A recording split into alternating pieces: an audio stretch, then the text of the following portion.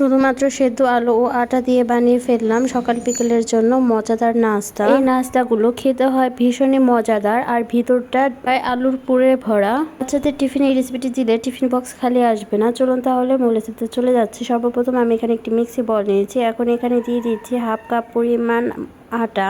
তবে আপনারা চাইলে এই রেসিপিটি ময়দা দিয়েও বানাতে পারেন, তবে আটা দিয়ে বানালেও কিন্তু খেতে ভালোই লাগে, সেজন্য আমি আপনাদের মাঝে শেয়ার করছি। দিয়ে দিচ্ছি সামান্য পরিমাণ লবণ। লবণটা আপনারা বুঝে শুনে অ্যাড করবেন সুন্দর একটি কালার হওয়ার জন্য। এখানে দিয়ে দিচ্ছি সামান্য পরিমাণ হলুদের ফাঁকি। হলুদের ফাঁকি দেওয়ার কারণে নাস্তাগুলোতে খুবই সুন্দর কালার হবে। এ পর্যায়ে এখানে দিয়ে দিচ্ছি হাফ টেবিল চামচ পরিমাণ রান্নার রেগুলার সয়াবিন তেল।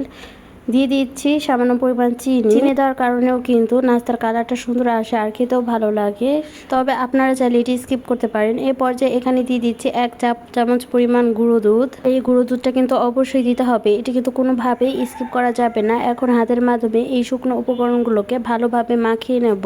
এই শুকনো উপকরণগুলো মাখানোর কাজটা কিন্তু হাতের মাধ্যমে করতে হবে, এগুলো কিন্তু চামচের মাধ্যমে করা যাবে না, তাহলে কিন্তু ভালো হবে না। মাখাতে মাখাতে একটু দলা দলা ভাব চলে এসেছে, এখন মুঠো করলে জড়ো হয়ে যাচ্ছে আর ছেড়ে দিলে গুঁড়ি গুঁড়ি হয়ে যাচ্ছে। এর মানে এটি মাখানো একদমই পারফেক্ট হয়েছে। আমি আরো কিছুক্ষণ ধরে একটু ভালোভাবে মাখিয়ে নিচ্ছি। দেখতে পাচ্ছেন একদম মাখানো পারফেক্ট হয়ে গিয়েছে। এ পর্যায়ে আমি অল্প অল্প করে পানি দিয়ে একটি খামির তৈরি করে নেব। এখানে কিন্তু অবশ্যই ঠান্ডা পানি অ্যাড করতে হবে, কুসুম গরম কিংবা গরম পানি অ্যাড করা যাবে না। আর পানির কিন্তু অল্প অল্প করে দিয়ে ভালোভাবে মাখিয়ে নিতে হবে। এটা একবারে ঢেলে দিতে যাবেন না, এতে কিন্তু বেশি হয়ে যেতে পারে, খামিরটা কিন্তু নরম হয়ে যেতে পারে। সেজন্য আমি অল্প অল্প করে পানি দিয়ে রুটির খামিরের মতো করে একটি খামির তৈরি করে নিচ্ছি। দেখতে পাচ্ছেন এটি কিন্তু বেশি সফট হবে না আর বেশি শক্ত হবে না, ঠিক এরকম থাকবে কনসিস্টেন্সিটা। হাতের মাধ্যমে আরো কিছুক্ষণ ধরে ভালোভাবে মাখিয়ে নিচ্ছি। এখন একটি ঢাকনা দিয়ে ঢেকে প্রায় 10 মিনিটের জন্য রেস্টে রেখে দেবো। এর ফাঁকে আমি কিছু কাজ করব। এখানে আমি আলু নিয়েছি আর এই আলুগুলো কিন্তু সেদ্ধ করা। এই আলুগুলোকে আমি একটু গ্রেটারের মাধ্যমে গ্রেট করে নেব, তবে আপনারা চাইলে একটু ম্যাশ করে নিতে পারেন হাতের মাধ্যমে, তবে আমার কাছে গ্রেটারের মাধ্যমে গ্রেট করে নিলেই বেশি ভালো লাগে। এখন আমি সবগুলো সিদ্ধ আলু একে একে গ্রেটারের মাধ্যমে ভালোভাবে গ্রেট করে নেব। আমার পারফেক্টলি গ্রেট করে নেওয়া হয়ে গিয়েছে। এখন এই আলুগুলোকে আমি একটি পাত্রে উঠিয়ে নেব।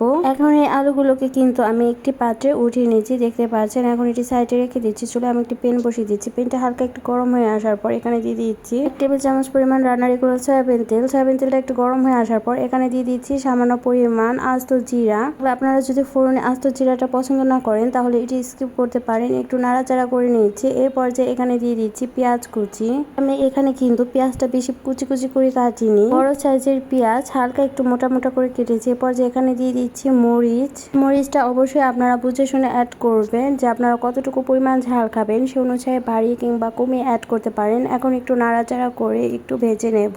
এখানে সামান্য পরিমাণ লবণ দিয়ে দিয়েছিলাম, এটি স্কিপ হয়ে গিয়েছে, আপনারা দিয়ে দিবেন আপনাদের পরিমাণ বুঝে। এ পর্যায়ে এখানে পর্যাপ্ত পরিমাণ পানি অ্যাড করছি। দিয়ে দিচ্ছি হলুদের ফাঁকি হাফ চামচের একটু কম। এ পর্যায়ে এখানে দিয়ে দিচ্ছি ম্যাগি ম্যাজিক মশলা 1 চা চামচ পরিমাণ। এই ম্যাগি ম্যাজিক মশলাটা অন্য সব মশলার কাজ করে থাকে। এই ম্যাজিক মশলাটা দেওয়ার কারণে অনেক সুন্দর একটি ফ্লেভার চলে আসে, অন্য কোনো মশলা অ্যাড করতে হয় না। তবে আপনারা চাইলে এখানে নুডলসের মশলাটা অ্যাড করতে পারেন। এ পর্যায়ে এখানে দিয়ে দিচ্ছি আমি গ্রেট করে রাখা সেদ্ধ আলু। এই আলুগুলোকে আমি একটু ভালোভাবে ভেজে নেব। এই আলুগুলোকে একটু সময় নিয়ে ভালোভাবে ভেজে নেওয়ার কারণে অনেক সুন্দর একটি স্মেল বের হয়, খেতেও ভালো লাগে। আর আলুগুলোকে ভাজার সময় অবশ্যই চুলার আঁচটা মিডিয়াম টু লো ফ্লেমে রাখতে হবে, এতে তলানিতে লেগে পড়বে না। আমার পারফেক্টলি ভেজে নেওয়া হয়ে গিয়েছে। এখন আমি একটি পাত্রে উঠিয়ে ঠান্ডা করে নিয়েছি। এখান থেকে কিছুটা পরিমাণ আলুর মিশ্রণ নিয়ে একটু গোল করে নিয়েছি। আমি একটু বড় করে বানাবো, তবে আপনারা চাইলে ছোট ছোট করে বানাতে পারেন। এখন আমি একটি পাত্রে উঠিয়ে নিচ্ছি। এভাবে আমি আলুর পুর অল্প অল্প করে নিয়ে ঠিক এরকম শেপ দিয়ে উঠিয়ে নেব। এখন আমি একে একে সবগুলো আলুর পুর দিয়ে একটু গোলাকার করে বানিয়ে নিচ্ছি। দেখতে পাচ্ছেন একে একে সবগুলো হয়ে গিয়েছে। এখন আমি এটি সাইডে রেখে দেব। আর এরই ফাঁকে দেখতে পাচ্ছেন আটার খামিরটা একদম পারফেক্ট ভাবে সেট হয়ে গিয়েছে। আমি আরো কিছুক্ষণ ধরে মুথে নিয়েছি। মুথে এখন আমি এখান থেকে দুটো ঝোলা দিয়ে নেব, তবে আপনারা চাইলে এখানে আরো বেশি ঝোলা দিয়ে নিতে পারেন, তবে আমি এখান থেকে দুটো ঝোলা নিব। ঝোলা দিয়ে আমি এখন রুটি বেলে নেব। সেজন্য আমি একটি ঝোলা বোর্ডে নিয়ে উপরে একটু আটা ছিটিয়ে দিচ্ছি। আটা ছিটিয়ে এখন আমি রুটিগুলোকে বেলে নেব। নাস্তাগুলো যে এতটাই মজার হয়ে থাকে, বাচ্চাদের একবার খাওয়ালে বাচ্চারা আপনাদের প্রশংসা করতে বাধ্য হবে আর বারবার এরকম করে বানিয়ে দিতে বলবে। আর চায়ের আড্ডায় এই নাস্তাগুলো একদমই জমে যাবে, তাই বাসায় একবার হলেও ট্রাই করবেন। আশা করছি আপনাদের কাছেও ভালো লাগবে। এখন আমি রুটি বেলে নিচ্ছি। রুটিটা কিন্তু বেশি মোটাও হবে না আর বেশি পাতলা হবে না, ঠিক এরকম কনসিস্টেন্সি হবে। আমার রুটিটা বেলা হয়ে গিয়েছে। এ পর্যায়ে এখানে দিয়ে দিচ্ছি কিছুটা পরিমাণ রান্নার রেগুলার সয়াবিন তেল, তবে আপনারা চাইলে এখানে ঘিও অ্যাড করতে পারেন। এখন একটি ব্রাশের মাধ্যমে আমি ভালোভাবে ব্রাশ করে নিয়েছি। এখন একটু উপর দিয়ে কিছুটা আটা ছিটিয়ে দিচ্ছি। আটা ছিটিয়ে মাখিয়ে দিতে হবে না। এখন একটি পিৎজা কাটারের মাধ্যমে আমি একদমই চিকন চিকন করে কেটে নেব। তবে আপনারা চাইলে এই কাজটি নাইফের মাধ্যমে করে নিতে পারেন, তবে আমি পিৎজা কাটারের মাধ্যমে করে নিচ্ছি, কারণ পিৎজা কাটারের মাধ্যমে করে নিলে আমার খুবই সুবিধা মনে হয়, সেজন্য। আর অনেকটা পাতলা পাতলা করে কিন্তু আমি কেটে নিয়েছি। এখন এক দিক থেকে ফোল্ড করে আর এক দিকে নিয়ে আসব। এখন আমি মুড়িয়ে একটি ঝুলা বানিয়ে সাইডে রেখে দিচ্ছি। আরেকটি রুটি আমি ঠিক একই পদ্ধতি বানিয়ে নিচ্ছি। দেখতেই পারছেন আমি প্রথমে তেল ব্রাশ করে ময়দাটা পরে ছিটিয়েছি, আমার মনে ছিল না, সেজন্য। এখন আমি ফোল্ড করে আর একটা ঝোলা বানিয়ে নিচ্ছি। বানিয়ে এখানে কিছুটা পরিমাণ আটা ছিটিয়ে এখন আমি একটু বেলে নিচ্ছি। পাতলা করেই বেলে নেব। আর রুটিটা বেলে আমি আপনাদের দেখিয়ে দেব যে কিরকম হবে। দেখতেই পারছেন আমার রুটিটা বেলা কিন্তু একদম পারফেক্টলি হয়ে গিয়েছে। এখন আমি আপনাদেরকে একটু দেখিয়ে দিচ্ছি।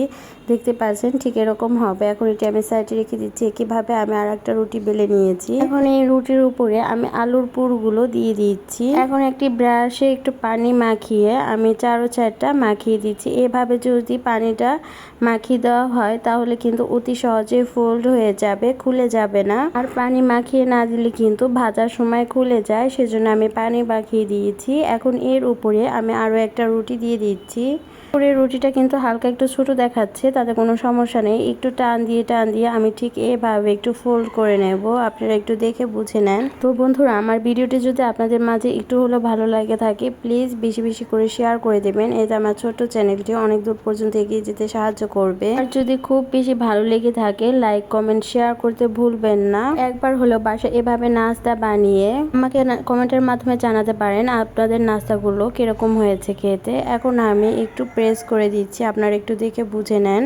এখন একটি নাইফের মাধ্যমে আমি চারো সাইডটা একটু সমান করে নেব। আর সমান করে নেওয়ার কারণে দেখতে খুবই সুন্দর লাগবে, সেজন্য। বাড়তি যে অংশটুকু আমি কেটে নিয়েছি ওগুলো কিন্তু আমি ফেলে দেব না, ওগুলো আমি ভেজে খেয়ে ফেলবো। এটি তেলে ভাজলেও কিন্তু মজারই হয়ে থাকে। এখন নাইফের মাধ্যমে আমি একদমই সমান করে নাস্তাগুলোকে কেটে নিচ্ছি, কারণ আমি যদি পিৎজা কাটারের মাধ্যমে এই নাস্তাগুলো শেপ দিতে যেতাম তাহলে কিন্তু সুন্দরই হতো না। এজন্য আমি নাইফের মাধ্যমে একটু সুন্দর করে কেটে নিয়েছি। দেখতে পাচ্ছেন কতটা সুন্দর হয়েছে। এখন আমি উঠিয়ে চারটা একটু ফোল্ড করে নিচ্ছি। একে একে সবগুলো ফোল্ড করে নেওয়া হয়ে গিয়েছে। এখন এটি আমি সাইডে রেখে দেব। চুলায় আমি একটি প্যান বসিয়ে দিয়েছি। প্যানটা হালকা একটু গরম হয়ে আসার পর এখানে দিয়ে দেব রান্নার রেগুলার সয়াবিন তেল।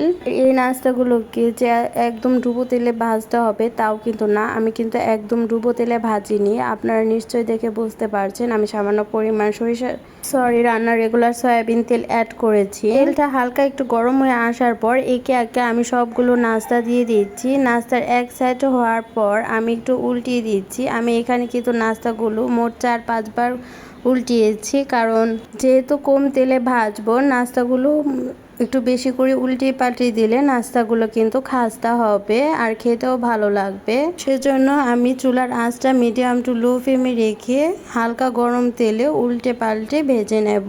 80% ভেজে নেওয়া হয়ে গিয়েছে আর কালারটা কতটা সুন্দর হয়েছে। এখন এই নাস্তাগুলোকে আমি উঠিয়ে একটি পাত্রে রেখে দেব। সেজন্য আমি একটি পাত্রে একটি টিস্যু পেপার বিছিয়ে নিচ্ছি। এতে নাস্তাগুলো উঠানোর পর তেল শুষে নেব। সেজন্য দেখতে পাচ্ছেন নাস্তাগুলোর কালারটা কিন্তু খুবই সুন্দর হয়েছে। এতেও কিন্তু মাশাআল্লাহ অনেকই মজাদার হয়েছিল। আপনারা একবার হলেও বাসায় ট্রাই করবেন। আশা করছি আপনাদের কাছে খুবই ভালো লাগবে। আমার নিত্য নতুন ও মজার রেসিপি পেতে চাইলে অবশ্যই সাবস্ক্রাইব করে পাশে থাকার বেল বাটনে ক্লিক করে রাখবেন। এতে আমার ভিডিও ছাড়ার সাথে সাথে আপনাদের কাছে নোটিফিকেশন চলে যাবে।